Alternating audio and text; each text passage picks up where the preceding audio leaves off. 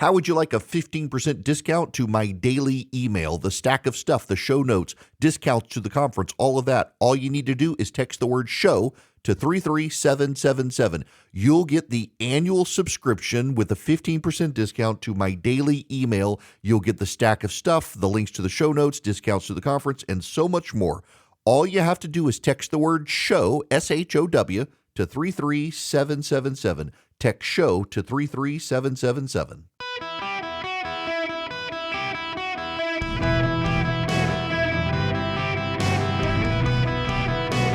Welcome to the Eric Erickson Show podcast, Hour 1.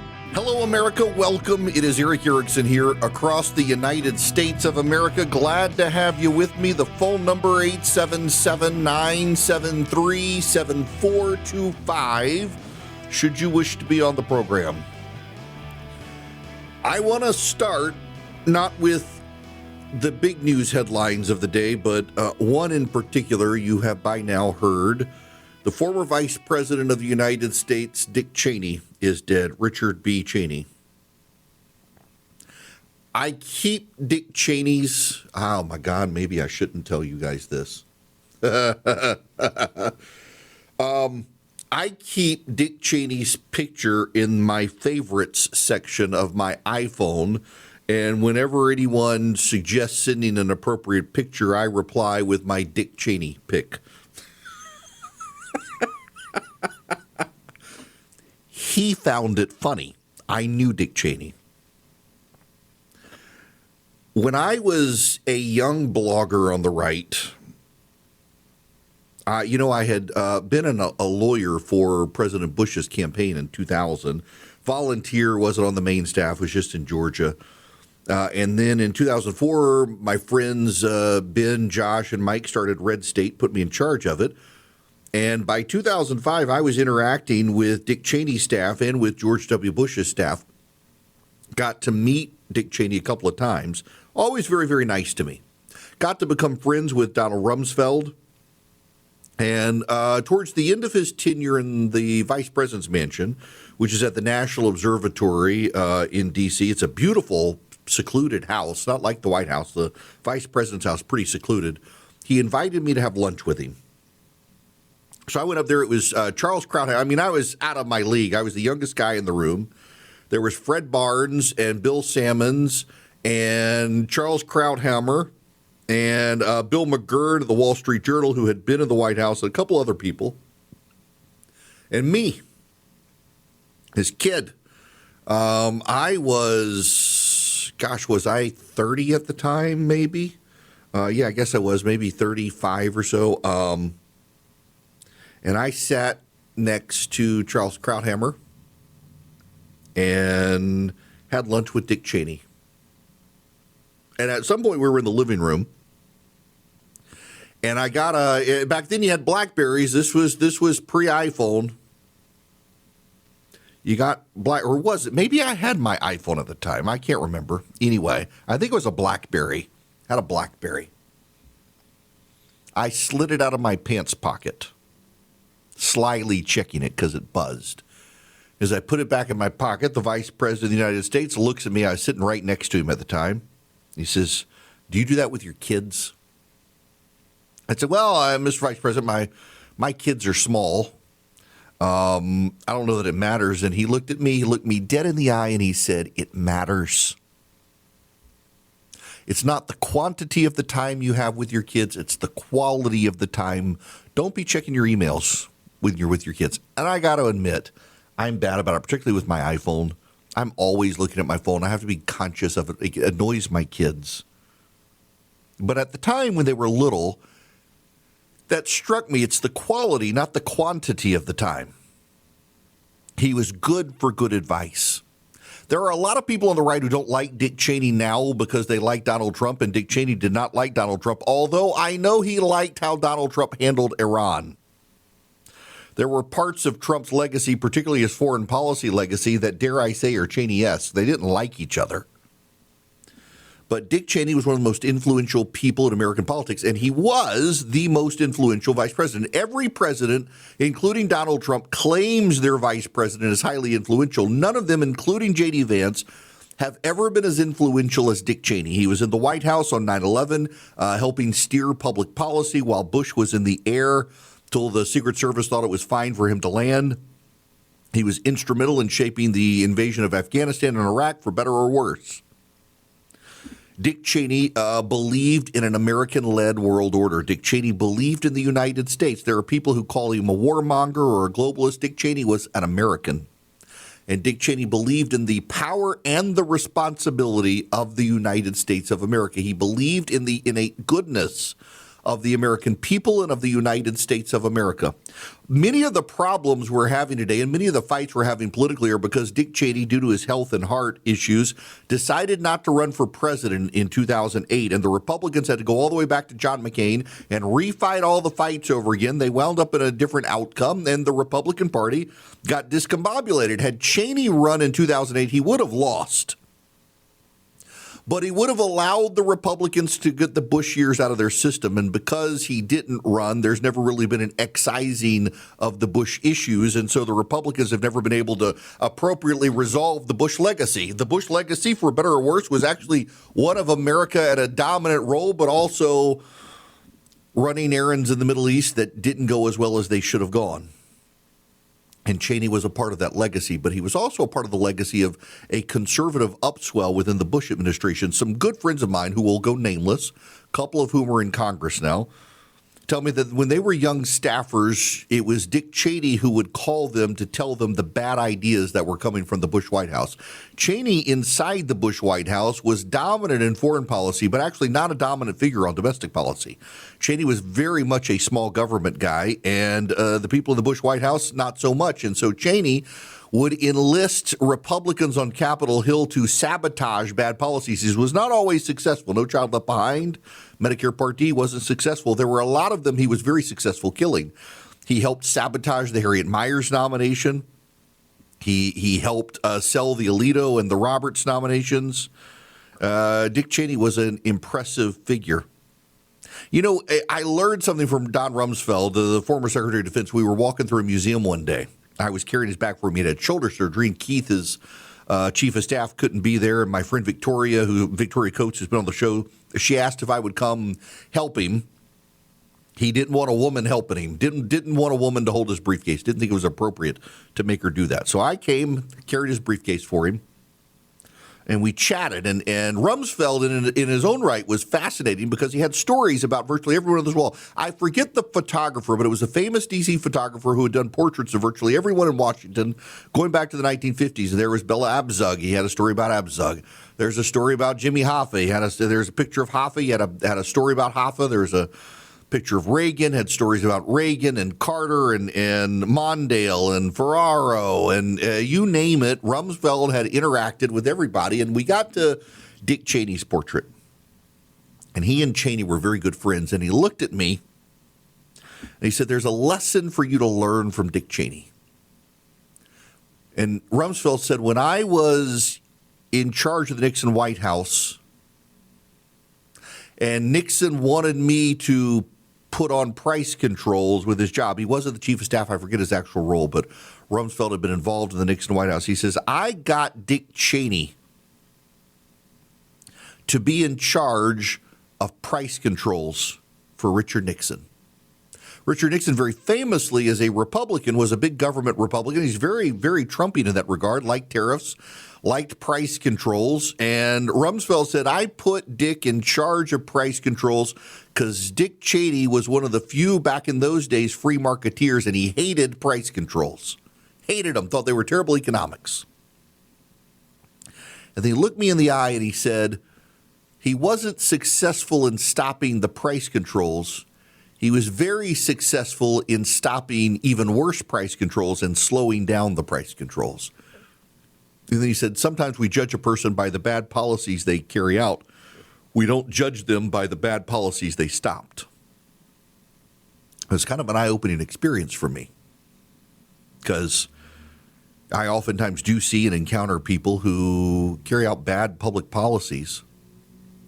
And I'm just thinking, I wonder what they stopped. Because I know people in government who they are philosophically not aligned with the policies they advance, including in some cases with Donald Trump. I know people in the White House who aren't fans of some of his policies, but they loyally carry them out, and it makes me wonder behind the scenes, what are you slowing down? What are you trying to stop? Dick Cheney was the most powerful vice president of the modern era, one of the most powerful vice presidents in American history. He was a husband, he was a father, he was a grandfather, he loved his kids and grandkids. Liz Cheney kind of drifted out of the Republican Party, and he had her back and defended her and campaigned for her and opposed Donald Trump. He really was concerned about Donald Trump, even as he supported parts of his foreign policy and even as he was willing to sit back on the sidelines largely and be mostly quiet. He was not someone who you kept seeing on TV attacking the president. He had a vision of an American world order where America led the world, and that's what he thought was best for the world, and he carried it out. You can hate Dick Cheney. I like the man.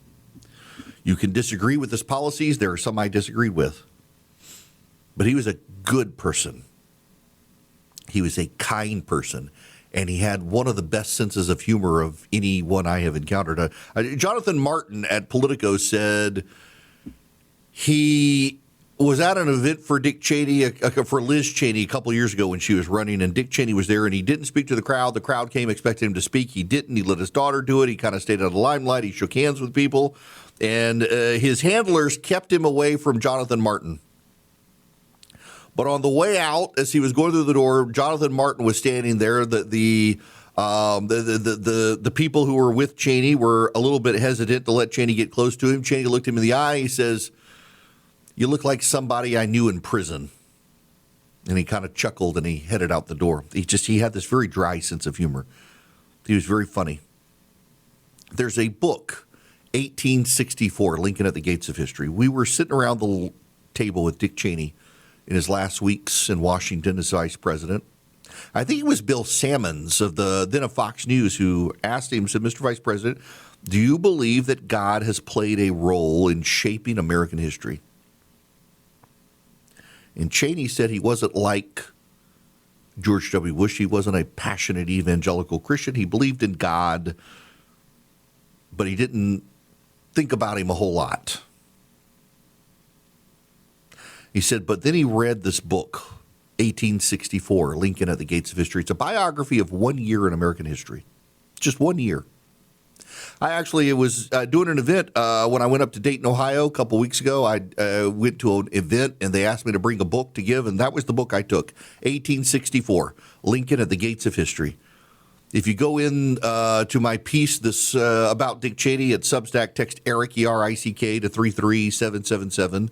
You can go to the website. I'll send you a link back. The very top link, text ERICK to 33777. The very first link is to Substack that piece, Richard B. Cheney, R.I.P. If you click it and scroll down, you'll find a link on Amazon to that book, 1864, Lincoln at the Gates of History. Cheney said he believed in God. He just didn't spend a lot of time thinking about him, unlike George W. Bush. Till he read that book. He read it while they were in the White House. It's a biography of 1 year in American history where literally everything is going wrong for Abraham Lincoln. The South is winning. Lee is running circles around Lincoln's generals. McClellan is now running against him, having fired McClellan, who he didn't like. Sherman can't take Atlanta. There is resistance in the South. Things are just not going well. And then all of a sudden, all at once, everything fell into place. Sherman takes Atlanta, makes it to Charleston by the end of the year. Lincoln wins re-election. The South is clearly beaten by that point. It would take them a few more months to surrender. And Cheney said, if you want to think about God's hand in American providence, if you study the year 1864, it's really hard not to see his hand in the steering of this country. And for a time, in the late 20th century and the early 21st century, the good Lord Almighty put Dick Cheney in charge of various things as he steered this country through war, revitalizing the American military after the Gulf War, went into the oil industry, had been in Congress, steered price controls for Richard Nixon as successfully as he could, sabotaging them along the way, and then became Vice President of the United States. He was a very good, great man. He's been out of the limelight mostly.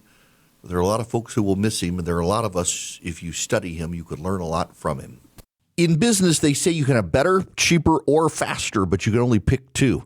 What if you could have all three at the same time? That's exactly what Cohere, Thomson Reuters, and Specialized Bikes have since they've upgraded to the next generation of the cloud, Oracle Cloud Infrastructure. OCI is the blazing fast platform for your infrastructure, database, application development, and AI needs, where you can run any workload in a high availability, consistently high performance environment and spend less than you would with other clouds. How's it faster? OCI's block storage gives you more operations per second. Cheaper? OCI costs up to 50% less for compute, 70% less for storage, and 80% less for networking. Better? In test after test, OCI customers report lower latency and higher bandwidth versus other clouds. This is the cloud built for AI and for all your biggest workloads. Right now, with zero commitment, try OCI for free. Head to oracle.com/Erickson, Erickson. That's oracle.com/Erickson. Well, it's election day in parts of America. We'll get into it. Coming up, though, at the bottom of the hour, my friend Megyn Kelly is stopping by. She's actually coming to Atlanta this weekend and got a text and asked if she might be able to get on the show and talk about being in Atlanta this weekend. I said, absolutely. So she's going to join me at the bottom of the hour. Mike Pence is also coming today. You know, I don't do a lot of guests. Because actually, you guys, we've asked enough of you, don't particularly care for them. But occasionally you get people who say, can I get so-and-so on? Or they reach out themselves and like, yes. So Mike Pence actually has a book out about conservatism. And I actually want to get his take on Dick Cheney's passing, the fight over anti-Semitism on the right, the Heritage Foundation, all that. So Mike Pence will be coming up at 2 o'clock today, Eastern Time, the third hour of the program. If you're listening delay, Megyn Kelly coming up with me here in just a couple of minutes. Be glad to get her take also on the election. She's up in New York City, so I asked her about Mamdani, who looks like he's going to win. Andrew Cuomo might pull it off. He might, but the odds are not looking good for Andrew Cuomo. And the best they can do is say that Curtis Lee, it's all his fault. It's not. Andrew Cuomo was never fit to run for mayor. He's the man who killed everybody's grandmother and then sexually harassed their granddaughters, and that's just not a guy you want to put up. And yet that's what they did. So I'm not really super sympathetic to his ability to win.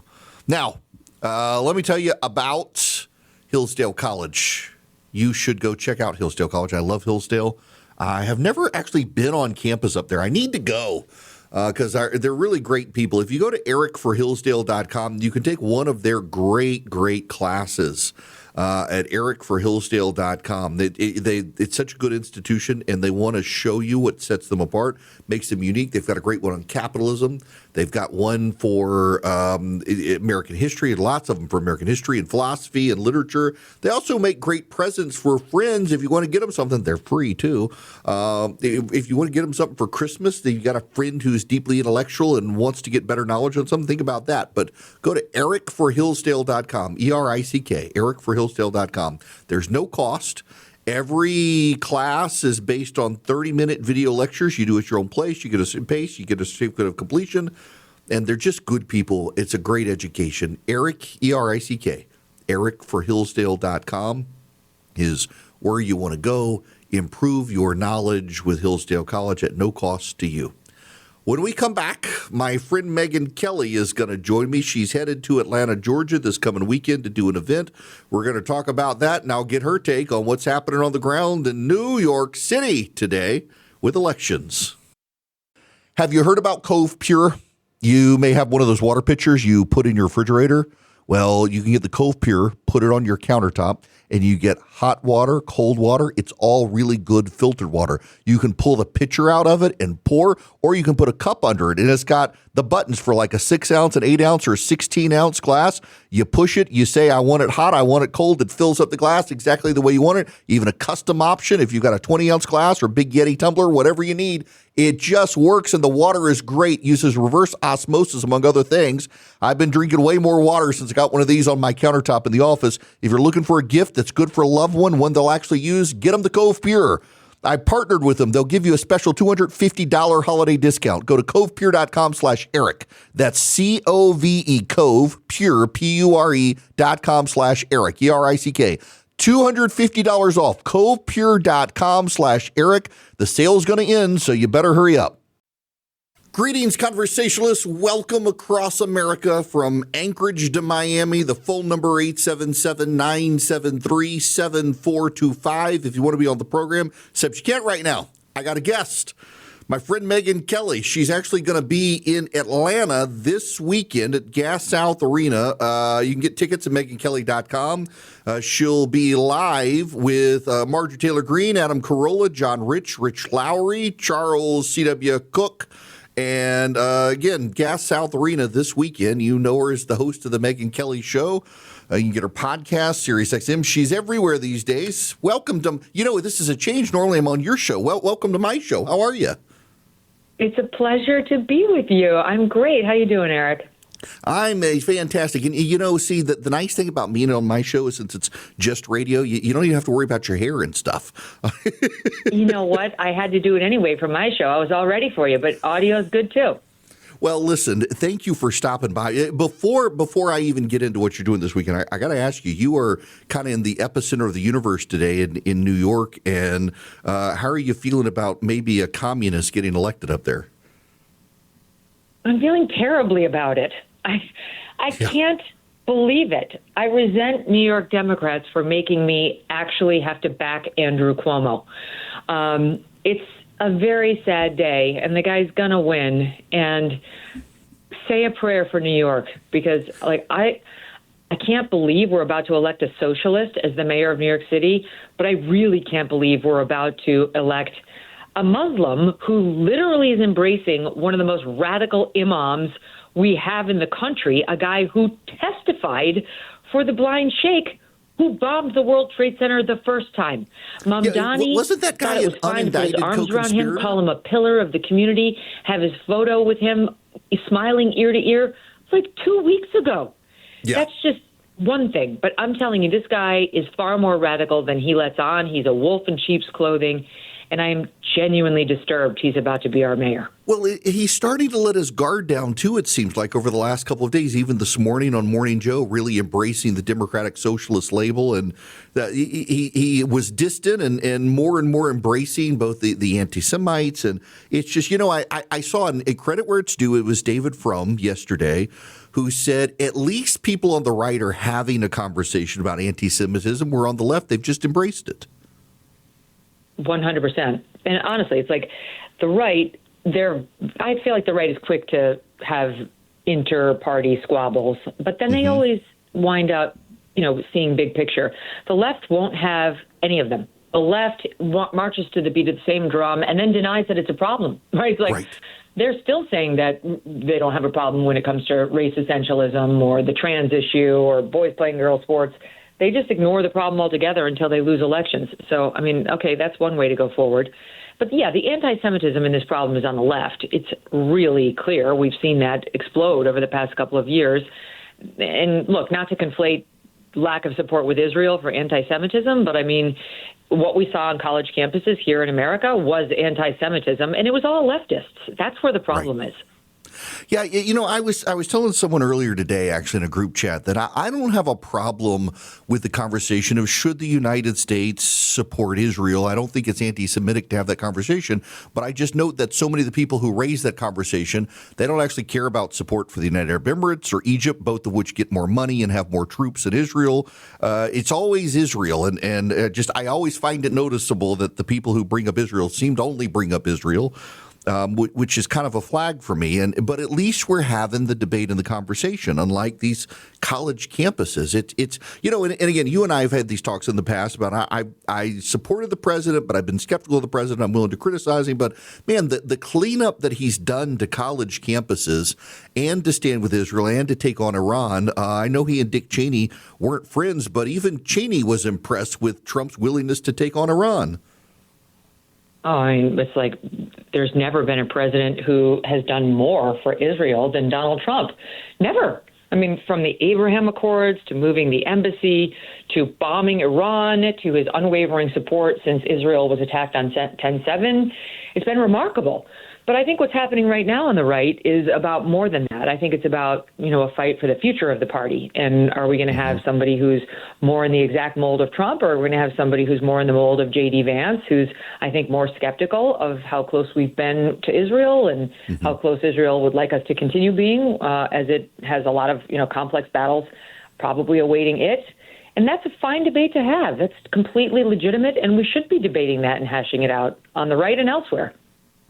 Yep. Now, let's move to you because you're doing a road show, and I see, so I'm on WOKV down in Jacksonville, and you guys in Jacksonville on November 6th, coming up in 2 days. There are still tickets available at the Moran Theater.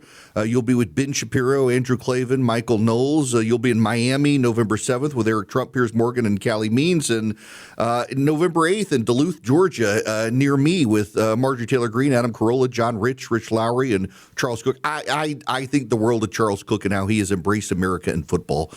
He's such a fun guy. He's brilliant. No, it's actually kind of a very interesting time to be doing this tour. You look at this week alone. So on Wednesday night, I'll be sitting down with Tucker in White Plains. On Thursday night, I'll be sitting down with Ben Shapiro. The very next night, I believe I'll be the only broadcaster in America who could have those two guys within 24 hours on the same show.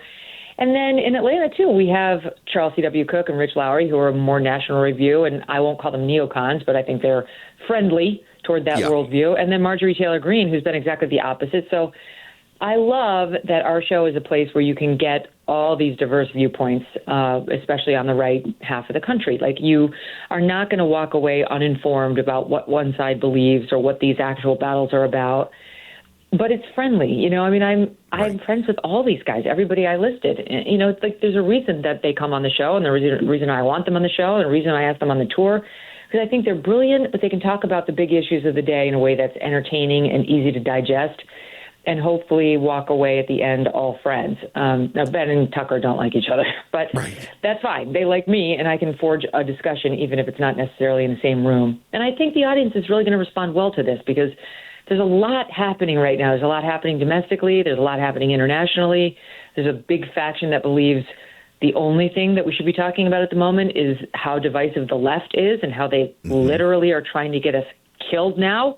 And a lot of the guests who we just mentioned have very strong thoughts on that, too. So it's kind of an important time to be doing this. And in the wake of Charlie, we did question whether this was smart to do, given the threat environment. But so far, I haven't felt, threatened or at risk at all. It's been quite the opposite. I felt completely supported and loved, and the audience has been having a great time. And there's something, I don't want to get spiritual on you, but there's something holistic about what's happening at these tour events so far. It's been very good for the soul.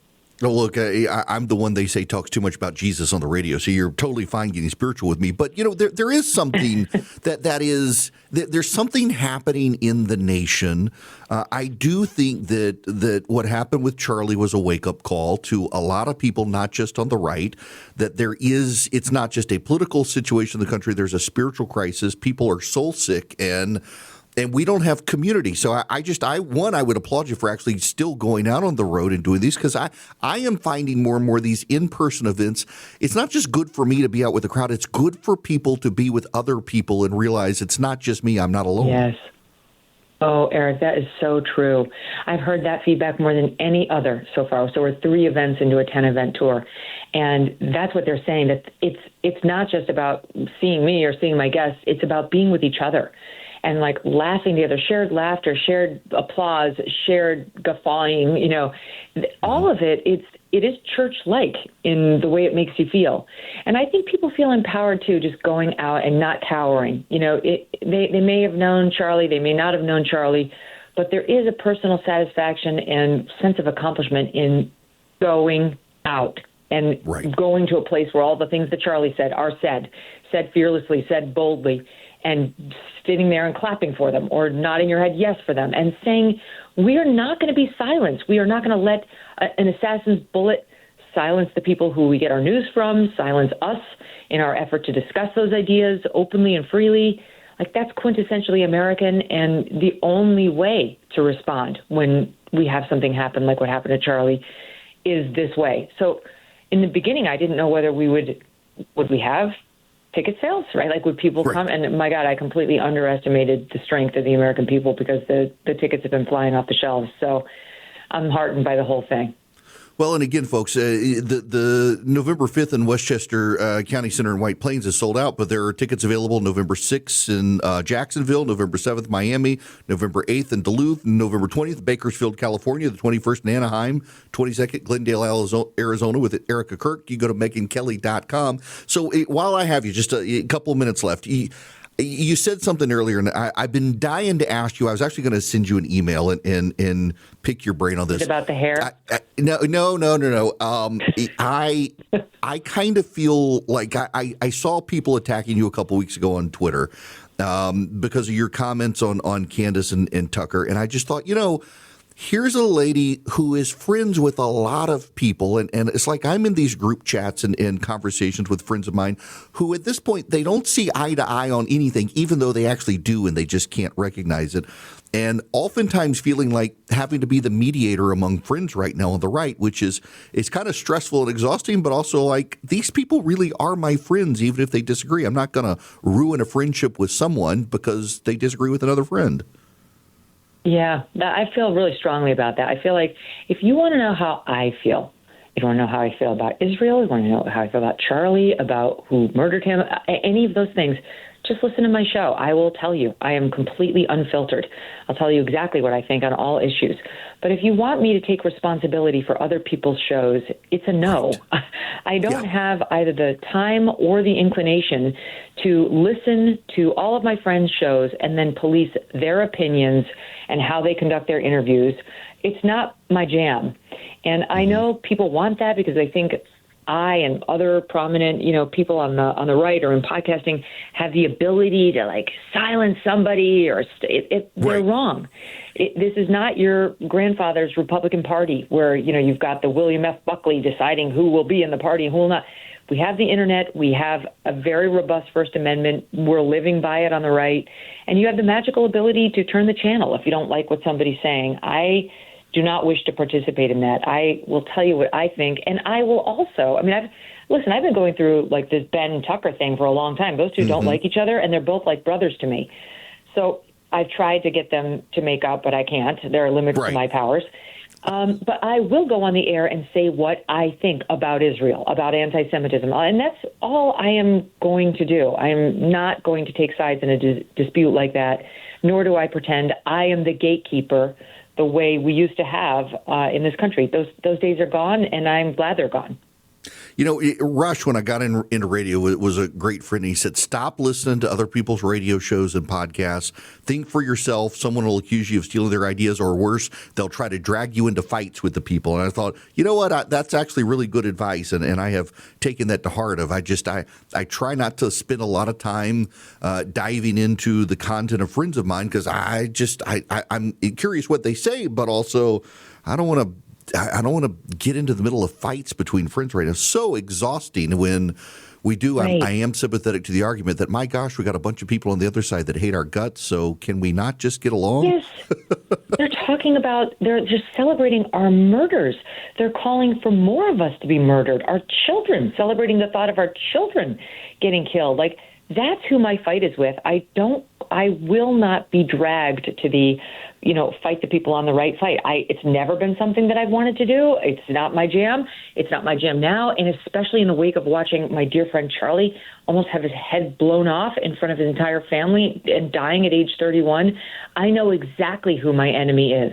And that is who I will expend all of my energy fighting and keeping my eye on and bringing down, and not the people on the right, controversial though they may be, who are perfectly fine letting me live, God willing, to a ripe old age. That's well said. Look, I'll leave it there. Thank you for stopping by. MegynKelly.com. You can buy tickets, events coming up, Jacksonville, Miami, Duluth, and several places in California, Glendale, Arizona. I'm glad you're on the tour. I think people need to see you on stage, and wish you the best. Thank you so much, Eric. All the best to you, and I hope to see your audience out there. Thank you. Megyn Kelly, everybody. Again, MegynKelly.com. She'll be, for those of you in Georgia, she'll be in Duluth, Georgia at Gas South Arena November 8th. Jacksonville, Florida, November 6th at the Moran Theater. November 7th, Miami, Florida at the James Knight Center. November 20th, Bakersfield, California, the Dignity Health Arena. You can get tickets at MegynKelly.com. Coming up at 2 p.m. Eastern Time on the show, the third hour of the show, is Vice President Mike Pence. Join me to talk about his book, about Dick Cheney, about the anti-Semitism fight on the right that we're having. And again, it is worth saying here, and I think it needs to be said on the record. For all of the spotlight on anti-Semitism on the right now, in the wake of the Tucker Carlson-Nick Fuentes conversation, which Carlson is now acknowledging is about the future and direction of the Republican Party when Donald Trump is gone, I would just note that the right is actually fighting over this issue, and most of the right seems to have united against the infiltration of anti-Semitism. But the political left has allowed the pathogen of anti-Semitism now to control their body. They pretend it doesn't exist. They pretend it's not a problem. And the rising prominent stars of the left, Ilhan Omar, Rashida Tlaib, Alanna Pressley, Alexandria Ocasio-Cortez, Bernie Sanders, Memdami in New York, the loudest voices on the left on college campuses, they have become deeply anti-Semitic. And anti-Semitism is increasingly guiding that party, such that many of the leaders of the party that once stood with Israel are abandoning it because of polling numbers. And on the right, a majority of Republicans and an overwhelming majority of people who identify as MAGA still support Israel, and that's a good thing. You know, the New York Times has the story about Nick Fuentes, the neo-Nazi, and how he's now becoming the face of the right. I got to tell you, Michelle Goldberg of the New York Times writing that reassures me that that's not the case, because it tends to be that where Michelle Goldberg of the New York Times writes about the right, she has no clue what she's talking about. So when she makes the case that Nick Fuentes is the successor to Charlie Kirk, you know that she's wrong. She's an idiot, and she should probably stay in her lane. But it's reassuring to me that she thinks that because it's a guarantee that she's wrong. Now, when we come back, I will take your phone calls, 877-973-7425. But also, it's Election Day in the United States of America. And we've got to talk about the elections around the country, what you can expect, and pregame the very easily and predictable spin that's going to come. But I got a data point you're going to want to hear. First, I need to tell you about Swiss America. And I got to tell you, with everything going on in crypto markets, everything else, I finally did decide to buy me gold. And thanks to Swiss America, they are the trusted leader in precious metals in this country. You know, you actually buy gold with them, as opposed to some places. I realized that, I mean, Swiss America is a natural fit for me, but I did look around, and some places you actually buy a certificate claiming you own gold as opposed to gold. And like, no, I don't want that. I actually want to own it. They've been warning people about the secret war on cash, too. And they want to send you their report for free. You can get a copy by calling or texting 800-289-2646. The war on cash includes cryptocurrency. The government really is trying to track and control your purchases by getting you to use plastic instead. So get the Secret War on Cash report for free. Just mention Eric, E-R-I-C-K, when you call or text 800-289-2646, 800-289-2646. Just text Eric to that number. Or go to SwissAmerica.com/Eric, SwissAmerica.com/ERICK, or text Eric to 800-289-2646. Message and data rates may apply.